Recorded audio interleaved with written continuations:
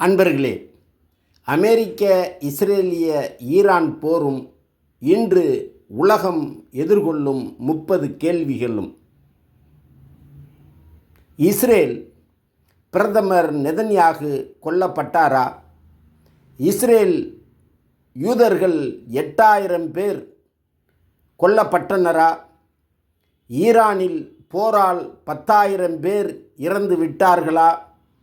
அமெரிக்க வீரர்கள் 600 பேர் கொல்லப்பட்டனரா?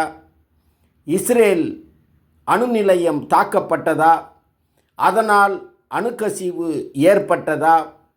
அமெரிக்க Abraham Lincoln கப்பல் கடுமையாக தாக்கப்பட்டதா?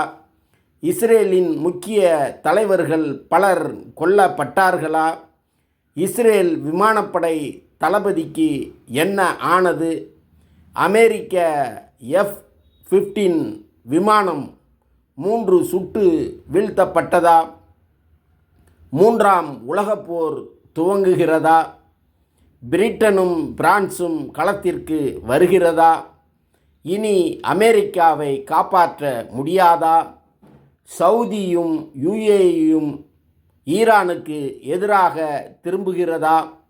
ஈரான் பேரழிவை சந்திக்கிறதா? அமெரிக்க ஆதரவு பங்குச்சந்தை வீழ்கிறதா? கச்சா எண்ணெய் விலை கடுமையாக உயரப் போகிறதா? அரபு நாடுகளில் உள்ள எண்ணெய் தளங்கள் மொத்தமாக தாக்கப்பட்டதா? அனைத்தும் மூடப்படுகிறதா? ரஷ்யா சீனா அடுத்து என்ன செய்ய போகிறது? வடகொரியாவும் உள்ளே வருகிறதா? அமெரிக்க ஆயுதங்கள் காலி ஆகிறதா? அமெரிக்க வான் பாதுகாப்பு சாதனங்கள் தீர்ந்து விட்டதா?